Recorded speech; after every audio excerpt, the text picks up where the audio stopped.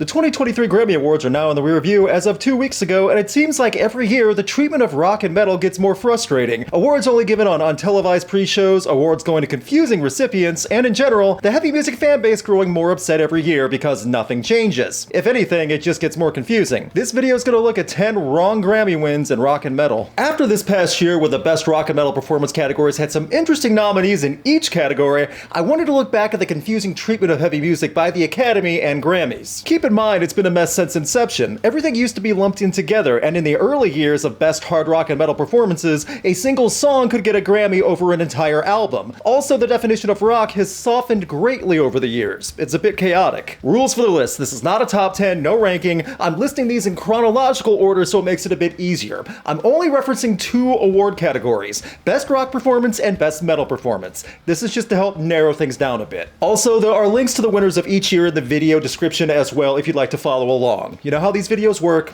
Let's get to it. And the winner is Crest of a Knave, Jethro Tull. We have to start out the history lesson right and see how the Grammys embarrassed themselves right out of the gate. The category of Best Hard Rock / Metal Performance, that's right, it was the same grouping, was made for many artists to jump in, including instrumentalists. The category was pretty much made for Metallica though, right? So they had to win, right? Not if Jethro Tull exists. Jethro Tull were even told by their label that they shouldn't bother attending to the ceremony because they weren't likely to win. When Alice Cooper and Lita Ford announced Jethro Tull as the winner, booing from the crowd was heard. The first year for the hard rock and metal performance category resulted in everyone hating it. The backlash was instant and massive. Even Jethro Tull and the label didn't know how to make of it, so they just made fun of it, leading to billboards being put around LA with a message about flutes being metal. Metallica was in on the joke as well and would put stickers on their albums for years saying Grammy losers on copies of Injustice for All. Metallica should have won. The Grammys were humiliated and made sure that Injustice was corrected for the next several years because Metallica went on a winning streak. Of all the infamous stories about Injustice for All, it didn't even win an award. A shame, but Metallica did alright for themselves eventually.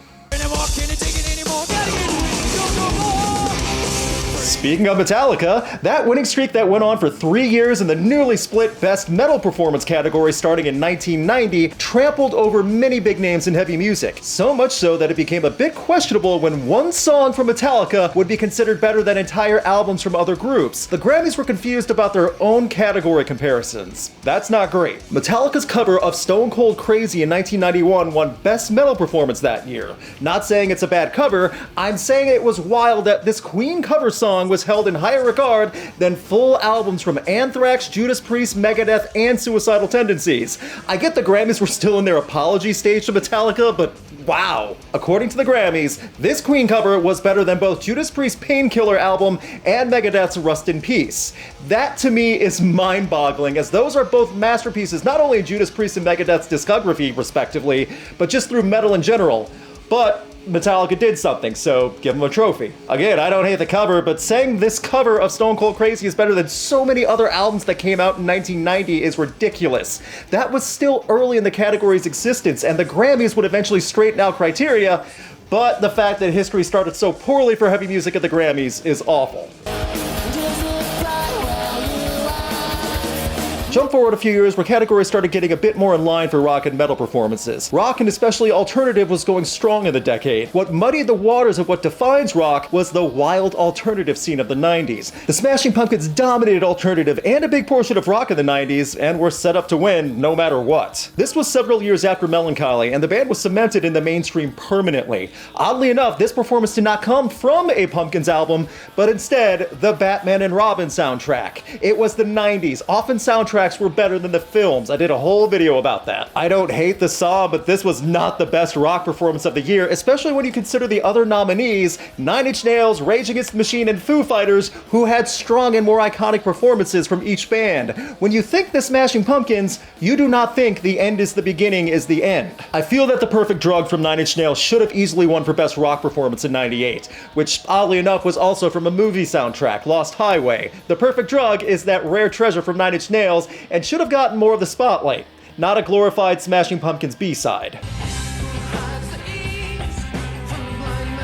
The Grammys love legacy acts and names, still do even today. So when Jimmy Page and Robert Plant were putting out music together, you better believe the Academy drooled over it. Regardless of what else was being put out in '98, the song Most High, which really accurately describes Page and Plant, won for Best Hard Rock Performance. I get honoring the musicians of the past, but come on, really? No Quarter Page and Plant is amazing. That was not No Quarter, though. I think Most High is fine, but it goes to the long-running problem of the Grammys defaulting to established names for Grammy recipients instead of really trying to understand what was the best performance. There are examples of this in every genre at the Grammys every year. The nominations also were a bit odd for Best Rock Performance in '99, so the playing field wasn't as easy to choose from, but Page and Plant getting nominated for Most High also feels like the Academy was not trying to look for anything else that year. Just fill out a category with names and give it to people we already know. Of the choices that year, the award should have gone to Do the Evolution from Pearl Jam, which is an underrated cutoff of Yield. But as Most High was a big track off Page and Plant's only new material album, the Grammys couldn't be bothered to give it to anyone else. Metallica, My Apocalypse. Metallica would go on to win many other Grammys after the Apology era in the '90s, even when they probably shouldn't have. In the 2000s, whenever Metallica would release a new album, the Grammys would rush to award it something. It not only happened with Saint Anger, but it also happened with Death Magnetic, including the song My Apocalypse. New Metallica will always be rewarded somehow. My Apocalypse winning Best Metal Performance in 2009, I truly feel was performative and a safe choice. It was around that time the Grammys really started relying on giving the same names in heavy music awards over and over again. I get Metallica is one of the biggest bands of all time, but to ignore everyone else because it was a year that Metallica put out an album is rough. Worth pointing out also that all the nominees that year were also long-established names in metal at the time, save Dragon Force. The selection was also done out of a courtesy to Metallica just to look like it had competition, even if several of the songs suggested were better. Psychosocial from Slipknot was nominated that year and should have won easily. That's a song that is still held in high regard in Slipknot's discography, while My Apocalypse is rarely discussed as one of Metallica's best. So this one had the Grammys giving anything to Metallica and relying on older names. Sounds about right. We got 4 Grammys. I don't know what he's talking about with 1. I mean, look, 1, 2, 3, 4. We now get to the long-standing discussion over Imagine Dragons belonging in the rock category. A discussion going on for years, mostly by rock radio fans upset that they aren't hearing more butt rock in mainstream radio formats. In 2014, one song that dominated rock radio and the mainstream was Radioactive. Imagine Dragons were everywhere in 2014, and the Grammys recognized that. From the airways to commercials to grocery store speakers, Radioactive made Imagine Dragons stars. Stars to help change active rock radio, but that's a different argument. The Grammy for Best Rock Performance in 2014 did go to a newer band compared to more established names, which I should get credit for, but it also felt like a case of wrong category. This screamed alternative all over it, especially in 2014 when the definition of alternative was wildly different than the 90s version. Imagine Dragons' electric pop style fit perfectly for another category, but when compared to other nominees including Jack White, Queens of the Stone Age, and David freaking Bowie, this is a little weird. It was a wrong fit for Imagine Dragons, but I don't think that's the band's fault. I do think the 2014 Best Performance should have gone to Queens of the Stone Age for My God Is the Sun. Fun fact, Queens of the Stone Age have been nominated for 6 Grammys over the years, but never won. They can't compete against big rock names like Imagine Dragons. You might be asking yourself how Tenacious D won a Grammy that wasn't in a comedy category, but in 2015, it happened. Not only that, but they also won the Grammy for Best Metal Performance. Coming from a Tenacious D fan, I think this is a bit ridiculous even by Jack Black standards of ridiculousness. Metal has a lot of forms, however, and I guess I shouldn't talk about how not metal Tenacious D is. The Last in Line is a cover of Dio's classic back in 1984. This is another case of a cover song winning Best Metal Performance. Dio should always be honored, but saying Tenacious D's covering of Dio in 2014 definitely did not feel like it was the best example of metal that year. Nothing against the D either, but what in the world? Interesting to think that Tenacious D was nominated for a Best Comedy Album in 2013, but lost, and won for Best Metal Performance in 2015. Do you see how the Grammys don't even understand their own categories, let alone bands and heavy music? There was another Dio tribute song in the nominations, oddly enough, from Anthrax, along with Slipknot's The Negative One being nominated. I would have said it should go to The Negative One, but I also think this concept of Tenacious D winning a Grammy for Best Metal Performance is the perfect summation of how the Grammys don't get what's going on. At all. Fantastic. Only took 12 tries to get this. This helps prove a point. Megadeth was another group that was endlessly nominated but would never win a Grammy all the way until 2017 with the title track of Dystopia for Best Metal Performance. On paper, it makes sense. Then you'll realize it was only because it was the most recognizable name on the ballot and the Grammys were beyond caring about metal at that point. To drive that notion home, when Megadeth walked up to receive the honor, the house band started playing Master of Puppets. I'm sure Dave loved that. Yeah, Megadeth, yes! It was a mess. The whole Grammy session was a mess that year, and it keeps the unfortunate ideology of the Grammys defaulting to known bands as time goes on. As someone who does not hate the song Dystopia, it did not deserve to win against such stacked competition that year. Even if it was finally Dave Mustaine's year, no, come on, that makes it a glorified participation trophy at that point. Thanks for showing up so many times, Dave, especially now when you aren't going up against Metallica. Megadeth was going up against better songs from Gojira, Periphery, and Baroness. That was an award that should have gone to Shock Me from Baroness. They had the best album that year with Purple and the best song Shock Me from that group. Baroness didn't have Megadeth's name value, and as a result, Baroness was robbed. I assure you I'm not biased. The Alien Dream Theater.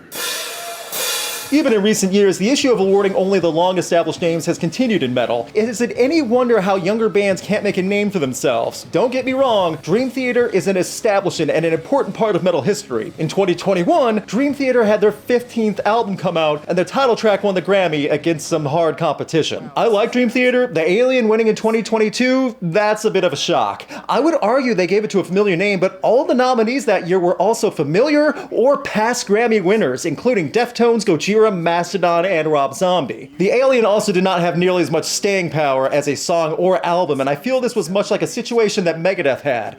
Dream Theater had been such an established name for so long, the Academy and voters felt, yeah, sure, Dream Theater, whatever, here you go. 2022's Best Metal Performance should have gone to Gojira's Amazonia. That was a creative song using instruments from the Amazon incorporated with that French heavy metal. Instead, the winner was another proggy 9-minute beast from Dream Theater that wasn't anything the band had not already done before.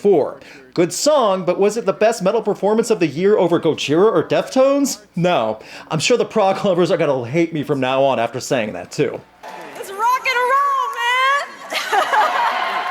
Ending the list with our most recent Grammy ceremony just 2 weeks ago, where of the 7 nominees listed for Best Rock Performance, it was folk rock artist Brandi Carlile that beat out all the heavy competition. Best Rock Performance now considers many subgenres, even when the artists are singer-songwriters who cover many genres like folk and country. Confused yet? I think Brandi Carlile's great. She's a wildly talented musician and writer. I feel that this was not a category meant for her to be lumped into though, especially when being compared to names such as Ozzy Osbourne, Beck, the Black Keys, Idols, and Turnstile. All of those names I just listed were also in the same category for Best Rock Performance. This shows the problem of 1. The Grammys not understanding their own categories, 2. Not understanding heavy music, and 3. Not paying attention to who is being compared to who for the same award. This wasn't a multi-genre award either like Best Song or Best Recording, this was Best Rock Performance. Broken Horses qualifies under that umbrella somehow. Much like Baroness got robbed in 2017, Turnstile got straight up robbed for Best Rock Performance with Holiday. Again, I like Brandi Carlile and it's great to see her win something, but this was not the category and Turnstile owned that Best Rock Performance award for the year. I want to end with a few points. There have been years where the Grammys went to a deserving recipient in rock and metal performances. Tool, High on Fire, Ghost, the Mars Volta have all won Best Metal or Rock Performances in the past 15 years, and the songs were deserving of it. The Mars Volta even won the Best Rock Performance, which I didn't think stood a chance. The Grammys are getting worse about their treatment of heavy music, though. Not just because they shove awards in the pre-show, but also because they can't get a category straight and they rely mostly on established names who already received awards previously. Will the Grammys change at some point? Probably not. And that was a look at just 10 times the Grammys got it wrong with rock and metal performances. Know of another Grammy injustice for heavy music? Leave a comment and let everyone know. Big thanks to my YouTube members and patrons, and special thanks to Chris Doman, Clark Walden, and Dom Noble. You can have a say in upcoming videos, get weekly new music playlists, and see videos early by supporting Rocked on Patreon. Click the join button below or click the link in the video description for more info on how you can help the channel. Please subscribe and ring the bell to get notified of upcoming videos, and you can keep up to date with Rocked on Facebook, Twitter, Instagram, and TikTok. Do award shows matter anymore? Do they matter for rock and metal? I mean, we all get mad about them every year, so yeah, I guess they do matter a little.